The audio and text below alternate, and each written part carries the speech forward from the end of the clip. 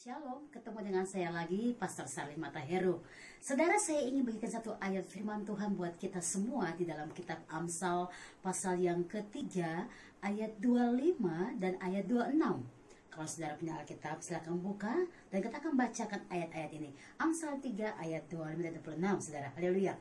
Janganlah takut kepada kekejutan yang tiba-tiba atau kepada kebinasaan orang fasik bila itu datang. Ayat yang ke-26. Karena Tuhanlah yang akan menjadi sandaranmu dan akan menghindarkan kakimu dari jerat. Luar biasa. Ini ayat yang luar biasa. Kalau ada anak-anak Tuhan hari-hari ini ikut-ikutan takut, ikut-ikutan menjadi melo hatinya, ikut-ikutan menjadi gusar hatinya, ikut-ikutan menjadi orang yang takut dan khawatir, ya ini bahaya, saudara. Karena Alkitab bilang bagi orang yang percaya kepada Dia, bagi saudara dan saya yang percaya kepada Dia, kita nggak perlu takut akan bencana yang datang baik secara tiba-tiba. Ini kan tiba-tiba, semua keadaan yang tiba-tiba.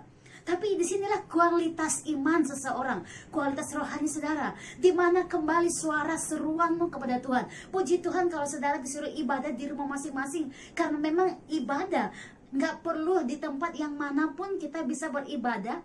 Kenapa? Tuhan lebih membutuhkan relationship saudara, hubungan saudara dengan Tuhan. Dan ini adalah ujian saudara bertemu dengan Tuhan. Puji Tuhan, semua mendatangkan kebaikan. Nah, apa yang terjadi kalau sampai anak-anak Tuhan menjadi orang-orang yang gusar hati dan menjadi takut oleh karena bencana yang datang tiba-tiba? Wow, apalagi dengan orang-orang yang gak kenal Tuhan, semua akan menjadi orang-orang yang patah semangat. Tapi anak-anak Tuhan, hari ini Tuhan berkata bahwa ayat 26 dari Amsal pasal 3 tadi, Tuhan akan menjaga engkau. Ia tidak akan membiarkan engkau terpelosok ke dalam perangkap. Arti sangat sederhana. Jaminan keselamatan, jaminan keamanan anak Tuhan itu dalam tangan Tuhan.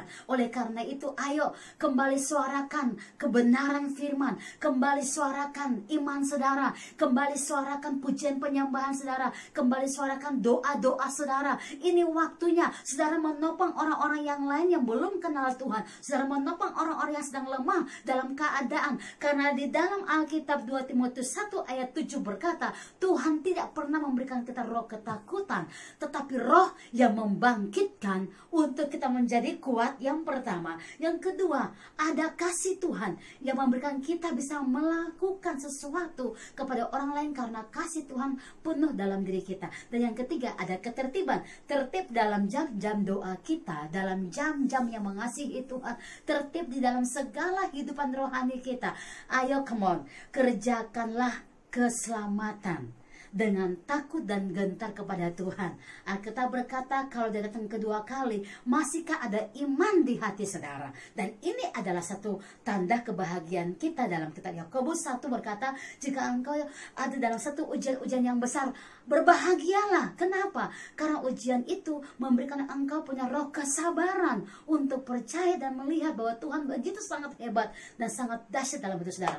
Oleh karena itu, anak Tuhan, stop khawatir, stop takut, stop menjadi orang-orang yang terpojok dengan masalah lalu menjadi orang yang gusar hati. Ayo bangkitkan iman saudara kembali, bangkitkan roh saudara kembali, karena Tuhan menjamin kita semua dijaga oleh Tuhan. Dan ingat, Tuhan gak pernah kasih kita roh yang penuh dengan ketakutan, tapi roh yang membangkitkan. Kalau engkau dengan Tuhan, saya percaya rohmu akan dibangkitkan. Kalau engkau dengan Tuhan, saya percaya ada sukacita yang besar untuk menolong setiap orang dalam doa-doa saudara, di dalam setiap langkah saudara, hidup saudara, dalam setiap hal yang Tuhan izinkan saudara di dalam rumah. Mulailah berdoa, berikan pesan-pesan roh, kirimkan kepada setiap orang yang membutuhkan Tuhan. Karena saya yakin ini adalah waktunya saudara dan saya dipakai oleh Tuhan menyuarakan kebenaran itu. Bangkit, bersinarlah, Tuhan bersama dengan kita. God bless you all. Haleluya. Amin.